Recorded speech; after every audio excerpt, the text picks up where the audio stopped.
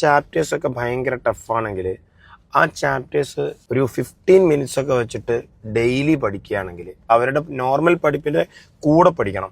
സാധാരണ പഠിപ്പ് അങ്ങനെ തന്നെ പോകണം. അപ്പോൾ അതിൻ്റെ കൂടെ ഒരു 15 മിനിറ്റോ ഒരു അരമണിക്കൂറോ ഒക്കെ ഡെയിലി വെച്ചിട്ട് ആ ചാപ്റ്റേഴ്സ് പഠിക്കുകയാണെങ്കിൽ വലിയ ബുദ്ധിമുട്ടുണ്ടാവില്ല. കുറച്ച് കണ്ടന്റ് മാത്രമാകുമ്പോൾ അടുത്ത ദിവസം ഒരു ഹാഫ് ആൻ അവർ വെച്ച് ചെയ്തു കഴിഞ്ഞാൽ ഒരു 10 ദിവസം കൊണ്ട് ഓൾമോസ്റ്റ് 5 മണിക്കൂർ ആ കുട്ടി അതിൻ്റെ മുകളിൽ ഇരിക്കുന്നുണ്ട്. ആ ചാപ്റ്ററിന്റെ ടഫ്നെസ് ഭയങ്കരമായിട്ടൊന്ന് ലൂസ് ആവും. എന്താ കാരണം, നമ്മൾ ഒരുപാട് സമയം പഠിക്കുന്നില്ല, കുറച്ച് സമയം മാത്രമേ ആ ചാപ്റ്റർ പഠിക്കുന്നുള്ളൂ.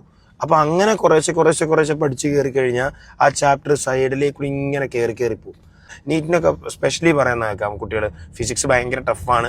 ഫിസിക്സ് ടഫാണെന്ന് പറയുമ്പോൾ ഫിസിക്സിലെ ചില ഏരിയകൾ ഭയങ്കര ടഫായിരിക്കും അവർക്ക്.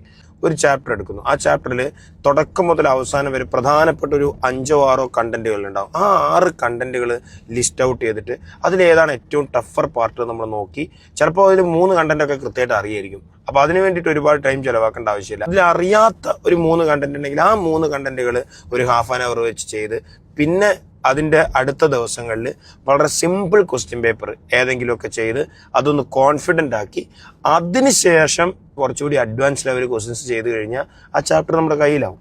അപ്പോൾ ആ ഒരു സ്ട്രാറ്റജി എൻട്രൻസ് എക്സാംസ് ഒക്കെ പ്രിപ്പയർ ചെയ്യുന്ന കുട്ടികൾ ഒന്ന് ചെക്ക് ചെയ്ത് നോക്ക്, പൊളിയായിരിക്കും.